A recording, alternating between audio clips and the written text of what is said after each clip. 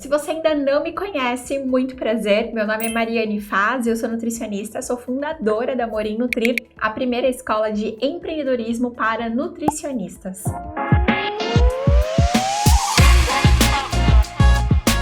Tem pacientes que eles precisam de feedbacks. Na verdade, todo mundo precisa de feedback. Em algum momento, todo mundo ali vai ser muito bom você dar um feedback negativo ou um feedback positivo. É sempre muito bom você fazer isso, até para a pessoa sentir como que ela está indo no tratamento, né? Só que algumas vezes a gente precisa dar alguns feedbacks que podem soar estranho. O paciente pode de alguma forma se sentir desconfortável com ele, né? E você também, putz, como que eu vou dar esse feedback? Todas as segundas-feiras eu faço uma reunião com a minha equipe da clínica entre 9 e 10 horas mais ou menos da manhã, 10 e pouco da manhã, para a gente discutir os casos dos pacientes que foram atendidos na semana anterior. Então, o que eu faço? Eu vou lá com a minha equipe e eu pergunto assim, quantos pacientes foram atendidos na semana anterior? Aí elas me falam um número. Aí eu falo, legal, e desses pacientes, como a gente é uma clínica de emagrecimento, a gente foca no emagrecimento, né? Então, desses X pacientes que passaram na semana passada, quantos emagreceram e quantos engordaram entre uma consulta e outra? Então, elas me passam um número. E a partir daí, a gente vai discutindo o que a gente tem que fazer sobre o caso, né, de cada um desses pacientes. Então, eu vou mentorando. Olha, com essa paciente usa tal ferramenta, com essa paciente fala dessa forma, com essa paciente faz assim, assim, assado. Então, eu vou mentorando para que o time esteja todo alinhado e trazendo cada vez mais resultado para todos os pacientes. E é claro que essa é uma prática que ela pode ser mais comum, né, para quem tem equipe e tudo mais, mas ainda assim, para você que atua sozinho ou sozinha, obviamente é muito válido. É muito válido você fazer uma autoanálise de tudo aquilo que aconteceu na sua última semana. Então, quando a gente fala sobre o PDCA, né, que os alunos do Constar Smart estão mais acostumados em ouvir essa palavra, quando a gente fala sobre fazer essas análises, não necessariamente são apenas análises financeiras, análises de número, de marcação de consulta, esse tipo de coisa. Você também pode fazer a sua análise de acordo com o resultado que os seus pacientes tiveram, né? Até mesmo para você pensar, nessa última semana, o que eu fiz de diferente? De repente foi um discurso que eu fiz de diferente nesse último mês, por isso que os pacientes da semana passada tiveram mais resultado. Então é sempre bom você pensar o que você fez de diferente para que as pessoas tivessem mais ou menos resultados naquela semana. De repente a época do ano, de repente alguma questão sazonal que aconteceu, mas enfim, o que aquilo trouxe, por que aquilo trouxe de mais ou menos resultado para os seus pacientes? Então é uma análise super ótima para você colocar aí.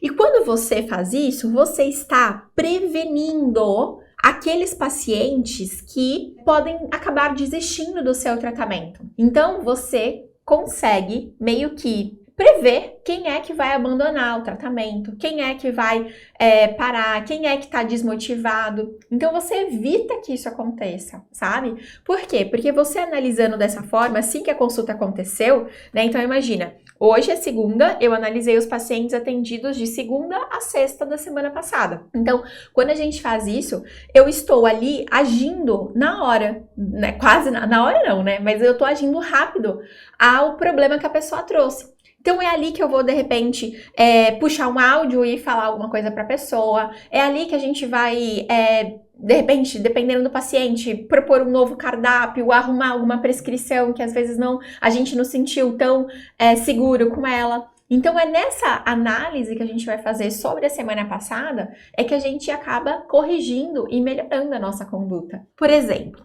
hoje eu estava discutindo com uma nutricionista lá da minha equipe o caso de uma moça que ela ainda é muito dependente emocionalmente dos pais. Por mais que ela já tenha uma idade avançada, por mais que ela já seja independente financeiramente e tudo mais, ela ainda é muito emocionalmente dependente dos pais dela. Então, qualquer coisa que muda o percurso dela, que os pais precisem de algo, ou que os pais comprem uma comida diferente, enfim, qualquer coisa ali que aconteça, ela sempre vai trazer a questão dos pais, como os pais tiram ela da dieta. Como os pais tiram ela do esquema ali e tudo mais. Só que uma pessoa que compra a própria comida, é uma pessoa que trabalha, é uma pessoa que tem renda, tem uma boa renda, inclusive.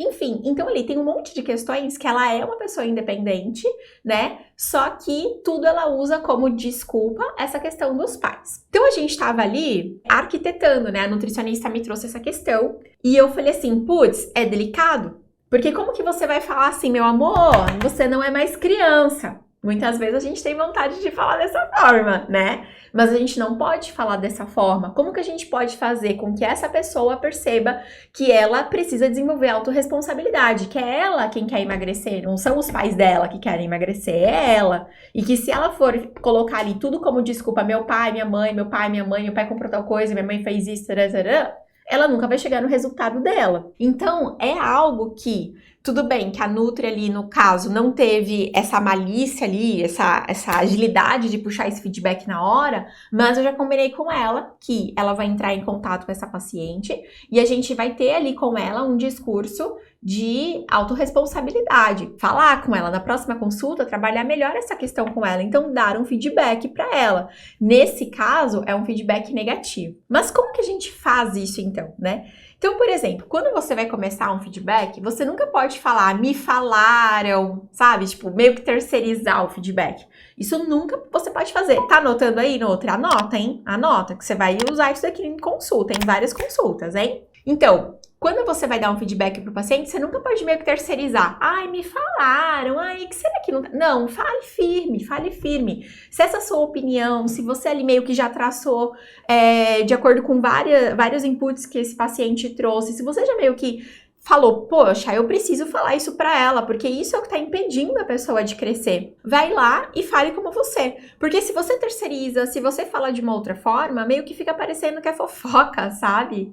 Então isso é muito complicado. Então, às vezes, você não atende só um paciente individual, às vezes você trabalha com atendimento em grupo, às vezes você faz atendimento de família, atendimento de casal.